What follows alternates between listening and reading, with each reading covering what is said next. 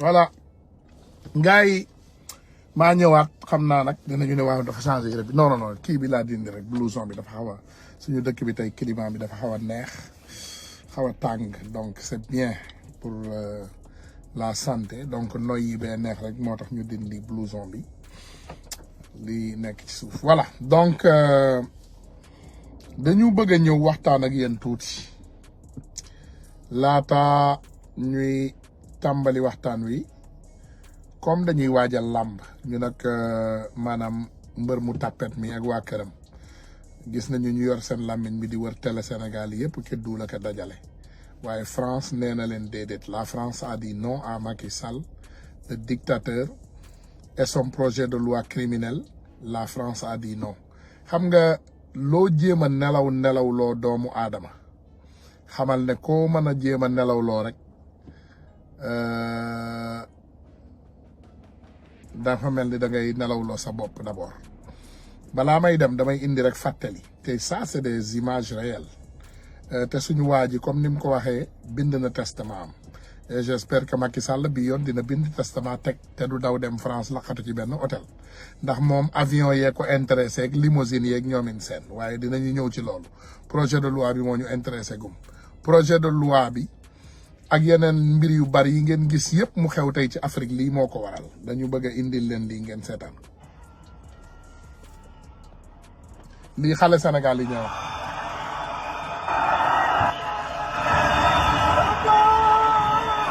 ku man rek na def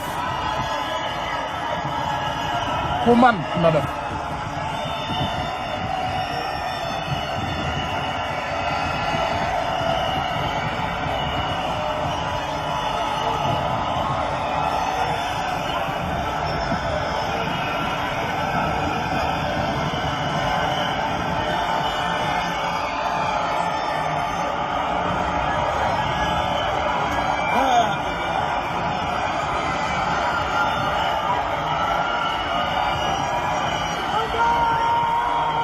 la jeunesse consciente. Ça, c'est une jeunesse consciente.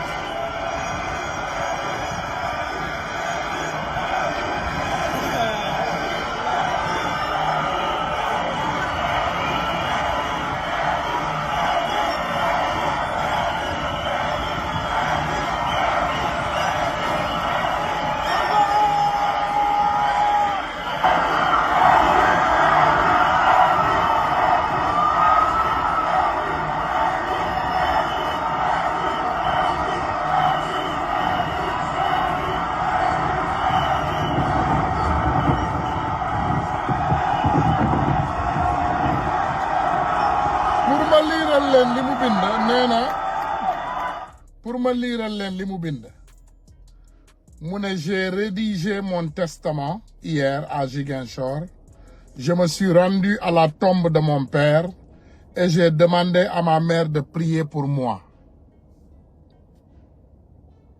Je suis prêt à laisser ma vie dans ce combat. Et tu ne seras pas seul, ça on te le garantit. Mu aussi sama mbir ma dem voilà mu aussi ce sera Macky Sall ou nous. Le combat est inévitable. À la guerre comme à la guerre Ousmane Sonko. Il faut ñu am loo xam ne dañ koy bàyyi xel doomu aadama bu ne da nga am droit résister bu ñu waree jël sa bakkan bi da nga war a am droit résister te droit boobu la Sénégalais yëpp am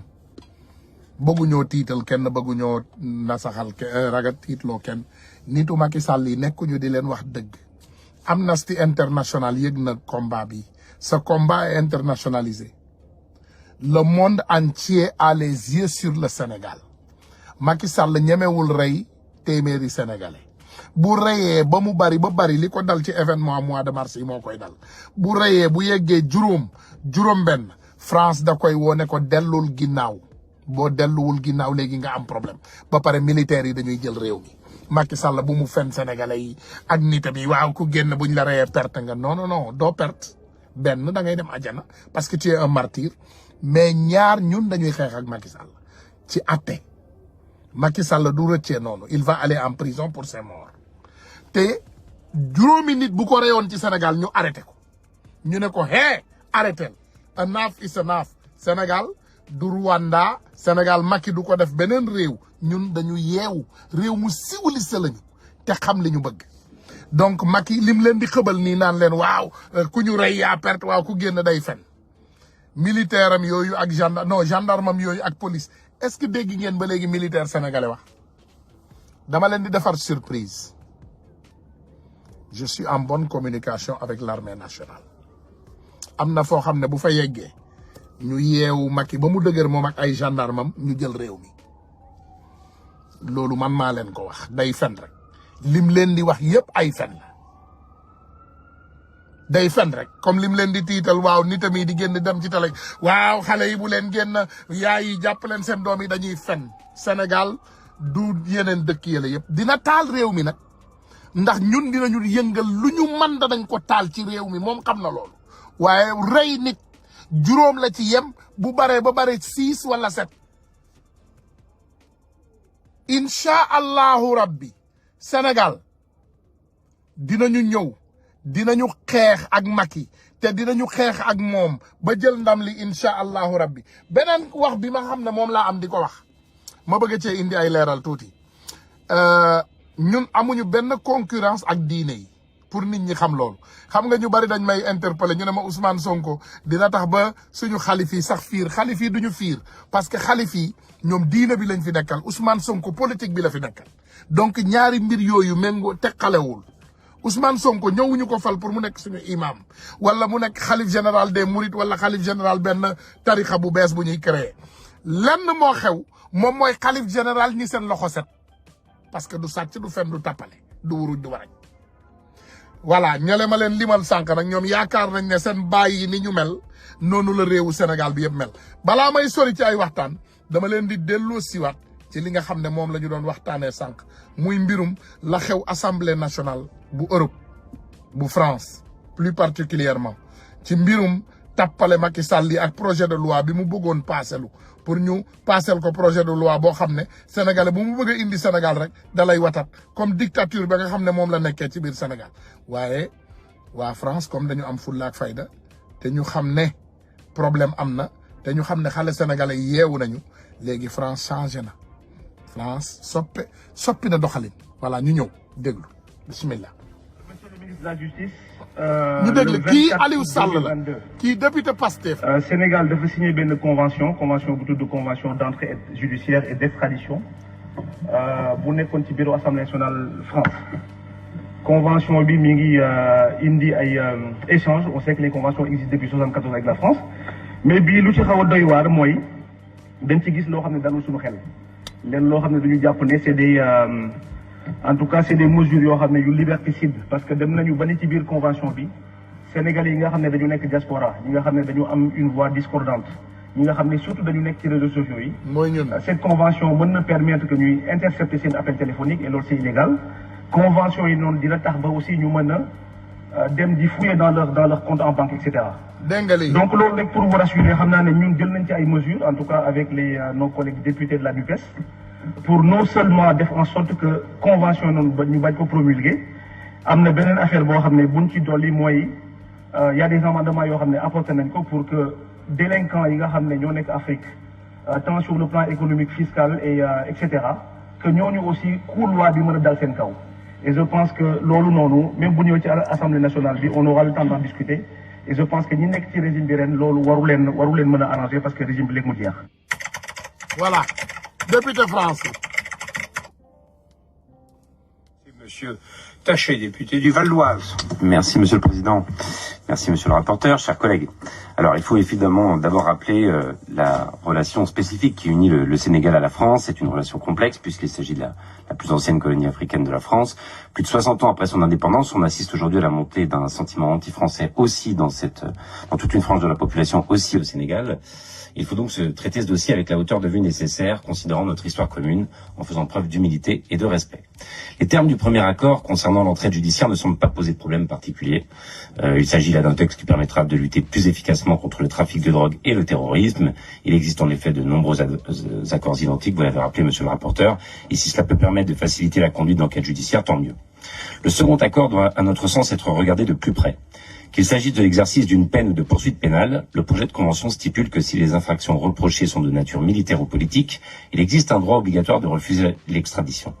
Mais quel est le périmètre exact d'une infraction politique dans un pays où le pouvoir exerce un contrôle de plus en plus autoritaire sur ses citoyens? Voilà. En effet, Macky Sall, président de la République, semble peu enclin à laisser son siège lors des élections de 2024. La constitution sénégalaise limite pourtant le nombre de mandats consécutifs à 2.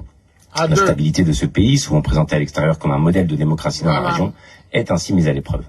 Alors qu'une opposition se forme, ses responsables ont presque tous eu affaire à la justice au cours des dernières années. Lors des manifestations, le gouvernement n'a pas hésité à utiliser les blindés contre la foule. Le ministre de l'Intérieur, traitant les manifestants de terroristes, a suspendu d'ailleurs 2 chaînes de télévision pour avoir diffusé des vidéos de manifestations et a coupé Internet à plusieurs reprises. Enfin, la dizaine de morts et les centaines d'arrestations témoignent de la violence de la répression. Certains leaders politiques ont d'ailleurs été arrêtés durant la manifestation du 17 juin à Dakar. C'est le cas de Diarra Fam et de Déthié Fall, député, et d'Ahmed Aïdara, maire. Ce dernier a été jugé pour participation à un attroupement non armé. Ont été requis une peine d'1 mois de prison avec sursis et une amende de 50 000 francs CFA. Nous sommes actuellement dans l'attente du verdict. Ces dérives m'inquiètent profondément pour la suite. La voix de la France n'est pas neutre. Nous sommes le premier partenaire commercial du Sénégal et l'AFD est l'un des premiers bailleurs du pays, avec un engagement total d'1,4 milliard d'euros. Notre rôle n'est certes pas de se mêler des affaires de politique intérieure du pays. Cependant, la France doit rester garante des principes démocratiques qui construisent notre image à l'international. En ce sens, monsieur le rapporteur, sommes-nous absolument certains que cette convention, la seconde, ne pourra pas être utilisée d'une manière ou d'une autre par le gouvernement actuel comme élément dans une stratégie de conservation de son pouvoir. Quel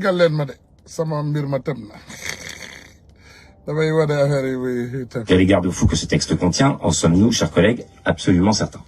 Alors que notre image en Afrique de l'Ouest est au plus mal, il faut à tout prix éviter de l'abîmer davantage en laissant paraître l'idée que nous pourrions influencer d'une quelconque manière l'autodétermination des peuples. Pour toutes ces raisons, le groupe écologiste s'abstiendra sur ce texte. Je vous remercie. Pour la France insoumise, monsieur le député du Val d'Oise, monsieur Le Gall.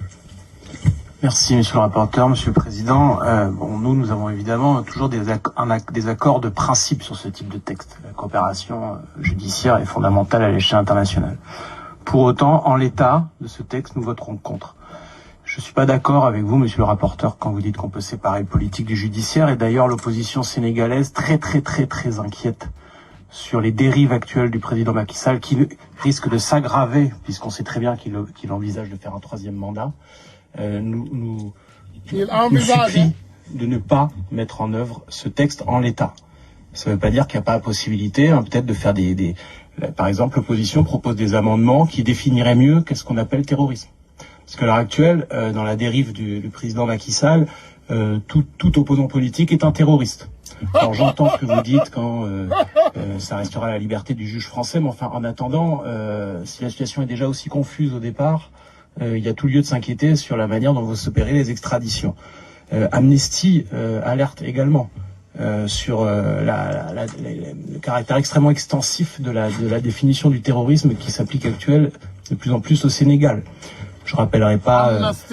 les faits qui ont été rapportés par certains collègues, les morts dans les manifestations, l'interdiction systématique des rassemblements d'opposition. Et donc ce texte, pour nous, il arrive au mauvais moment avec le mauvais interlocuteur. Il y a un gros malentendu sur la question de la coopération entre la France et l'Afrique. L'immense majorité des peuples africains n'ont rien contre la France en général. Elles ont un certain nombre de griefs à faire, et entre autres, des griefs à faire sur le fait qu'on soutient des dirigeants qui sont détestés par leur peuple. Et au Sénégal, les vagues de violences anti-françaises que je dénonce, alimentées par des gens, entre autres, comme Kémy Séba, etc., elles ont, si vous regardez bien la chronologie, elles ont eu lieu au moment où la France donnait, à tort ou à raison, l'impression de soutenir Macky Sall face à une opposition qui, à mon avis, est majoritaire dans le pays. Majoritaire. Donc c'est d'ailleurs pour ça que même le déplacement ne change rien à l'affaire. Il ne reproche pas à la France d'être en Afrique, il reproche à la France de soutenir des régimes. C'est exactement ce qui s'est passé au Tchad également. Donc à mon avis, ce texte intervient au plus mauvais moment. Il ne comprend pas les bons termes, et c'est d'ailleurs pour ça que nous avons demandé, nous, de le sortir de la procédure simplifiée, parce qu'il est important que, à travers ce texte, on ait un vrai débat sur qu'est-ce que c'est la coopération entre la France et les pays africains. Monsieur le Président, chers collègues, la menace terroriste ne doit pas servir de prétexte pour couvrir les velléités de maintien hégémonique d'un pouvoir qui se meurt. Nous ne pouvons ignorer les dérives actuelles du gouvernement sénégalais en place et la criminalisation des opposants politiques. En mars 2021, Amnesty International dénonçait une vague d'arrestations arbitraires. Voilà. Je vais vous dire une chose.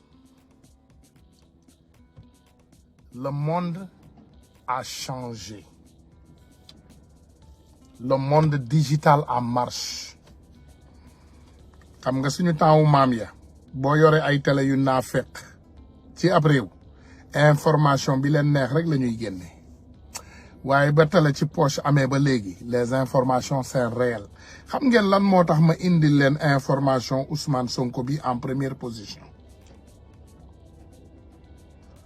Journaliste Ousmane Sonko bi boo leen gisee. constatation yi nga xamante ne moom moo nekk certificat médical bi mooy benn. kii bandi gars yi y a une déchirure. am na benn journaliste bandi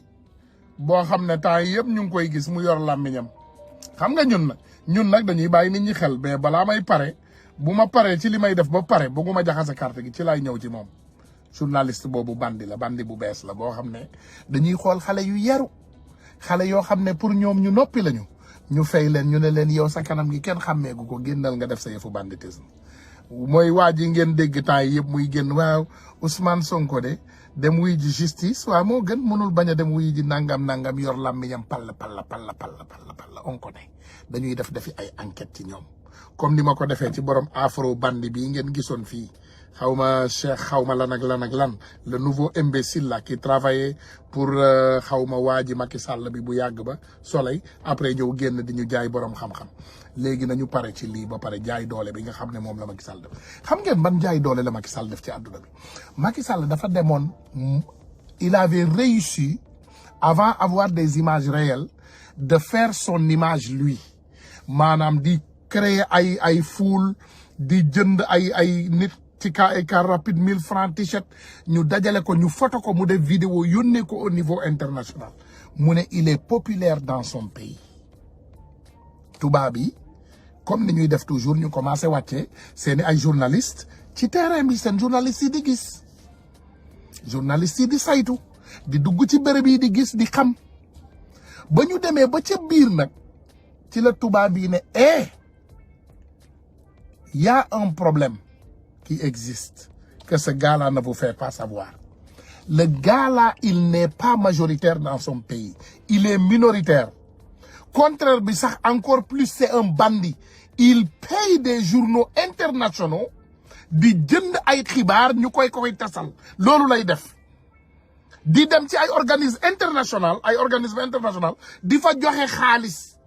pour ñu tàggal ko ay maamam mais en réalité c'est un faux type loolu la France xam Amérique xam ko parce que Amérique bu leen fàtte ne fii la créé aussi loi terroriste mu jéem ko ci Assane Diouf ñu delloo ko mu jéem ko ci Ousmane Tounkara ñu teg ko daan non seulement ñu daan ko ci Amérique mais sama cas dafa nekk jurisprudence bépp sénégalais bu nekkati sénégalais bu ñëw Amérique nga mën a prouver wane photo soit ak lu mu mën a doon ne ta vie est en menace automatiquement da ngay am asylum dañ lay may kay parce que man sama cas wone na ne Sénégal réewu dictateur la te dictateur bi fa nekk mi ngi noot doomu sénégalais donc yéen ñëpp profitoo leen ci yéen ñi nekk Amérique nekk ay sénégalais am ay jafe-jafe yéen ñëpp man ngeen am këyit ci sama jurisprudence parce que jurisprudence bi li mu wax dafa leeral ne réewu Sénégal dictateur lañu te dañuy noot seeni ay doom te dañ leen di bëgg a rey parce que gis nañ fa ay doomu aadama yi ñu rey 13 personnes ont été tuées dans le mois de mars dëgg ngeen ñu ne leen ci rapportu département d'État Amérique reconnaître nañ ne c'est 10 morts c'est 13 morts au moins au at least maanaam 10 yi reconnaître nañ ne gouvernement Sénégal bi moo leen rey fukki ñett yi mooy xam nga bu ñu deful autopsie ci nit xamuñu lu ko rey ak yooyu gars yi di lakk donc loolu mënuñ cee wax mais fukk yi au moins reconnaître nañ ne gouvernement Sénégal moo jël seen bakkan donc boo leen gisee li muy wër nii ci àdduna bi di def yëpp tappale la léegi dem na France comme yaakaar na ne jege na France mu dem laaj ñoom Macron pour ñu lijjantil ko ñu paasel ko loi boo xam ne suñu gaay yi nekk France ñoom kayis foofu ak ñeneen ñi pour ñu mën leen rapatrier di leen jox leen ko parce que dañ ko sonal parce que ñooñu dañu nekk ci réew yooyu di wax loo xam ne arrangé wu ko donc pour lan la bëgg léegi pour français yi paasel ko ay loi yoo xam ne suñu frères yi ak suñu sœurs yi fa ne du ma ne ñëpp laa àndal nag wala ñëpp laa d'accordal waaye c'est le même combat ñooñu la bëgg ñu delloo leen ko Sénégal pour mu man leen noot pour man leen dugal ci kaso bi rey leen sax comme ni mu def tey notre frère journaliste Pape Alé Niang bëgg a rey carrière de journaliste un journaliste tu lui dis que tu n'as pas droit à parler xam nga injustice rawul loolu ba pare nga indi ay nit ñu koy chargé imaginel Bassirou Gueye ñëw wax ci Pape Alé Niang mi ngi dund deewul te ñemewul tontu wala manul tontu ndax loi daf ko tënk ne ko yow mii de yaa ngi ci biti waaye amatoo droit wax loolu moo daloon Cheikh Yérim Seck laaj leen seen bopp lan moo tax Cheikh Yérim Seck bind livre bi Cheikh Yérim Seck doomam tëj nañ ko ci kaso ñu génnee ko kaso bi delloo ko ci viol boo xam ne daf ko filmer est-ce que xam ngeen ne Cheikh Yérim Seck bi doomam bi di violé dafa filmer viol bi maanaam daf ko am en film moo tax daan ko yomb mais xool leen génn na Cheikh Yérim Seck moomu xam nga taskatu xibaar la mais moom it dañ ko defoon sous contrôle judiciaire waaye mën naa tukki mën naa wax parce que lan def na ak ñoom deal tëgg na ak ñoom deal léegi mu bindal leen livre bi mu chargé ci Sonko chargé ci Ousmane Tounkara chargé ci ñeneen ñun ñëpp chargé nañ ci livre bi ñun ñëpp ñu ngi ci biir livre Cheikh Yérim nee na Macky Sall a créé des insulteurs ñun ñëpp dugal nañu ci biir livre waaye loolu yëpp ñëw rek encore dëggalaat leen ne Macky Sall mi ngi ñàkk taxawaayam au niveau international comme niñ leen ko waxee fii ci Amérique société boobu nga xam ne ñoo ko joxoon Howard Washington ba ñu demee dal seen kaw société boobu tamit dellu nañu ginnaaw pour nee ñu ñoom yëguñu li xew xamuñu lan moo xew ci côté Macky Sall li ñu xam rek mooy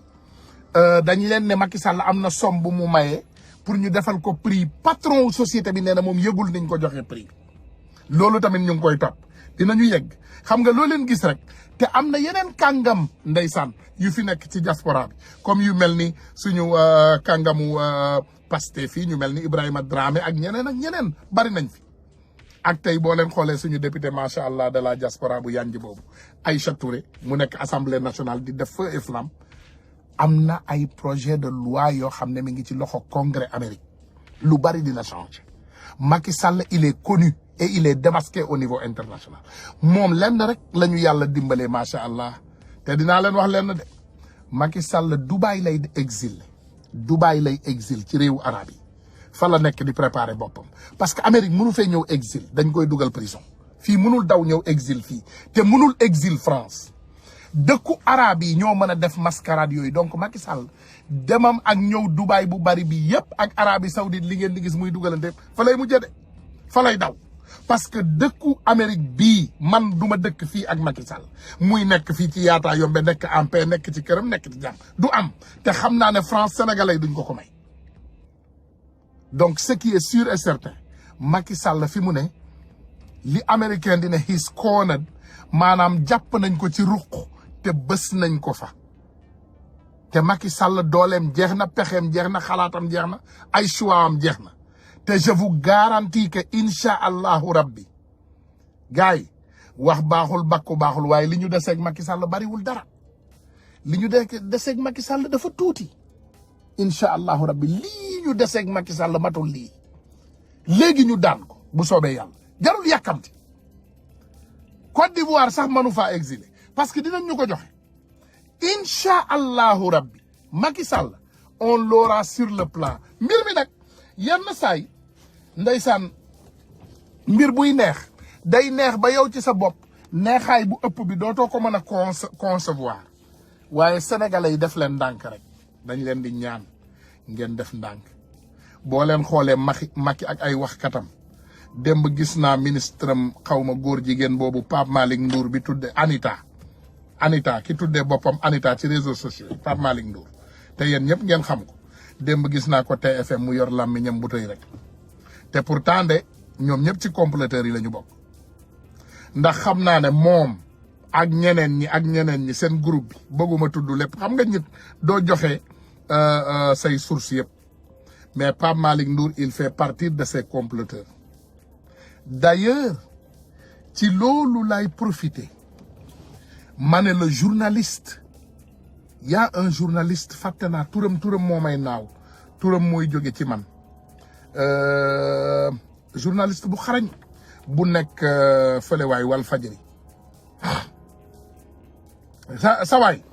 dama bëgg ngeen xool lii xool leen manifestation sénégalais yi Paris tey regardez ça c'est à Paris ça c'est la manifestation des Sénégalais à Paris mi ngi nii xool leen macha allah ndaanaan yi liñ fa def tey est-ce que yéen xalaat ngeen ne ce petit dictateur de Macky Sall mën nañoo teree def li ñuy def non gars yi maa ngi sant ñëpp di gërëm ñëpp di ñëwaat encore ci daay doole bi incha allah bii moom c'était tout simplement pour ne leen projet de loi bi nga xam ne moom la bëggoon jàllale France jàllul léegi dinaa ñëwaat ci jaay doole bi incha allahu rabbi ci kanam tuuti wa salaamualeykum wa rahmatullah wa barakatu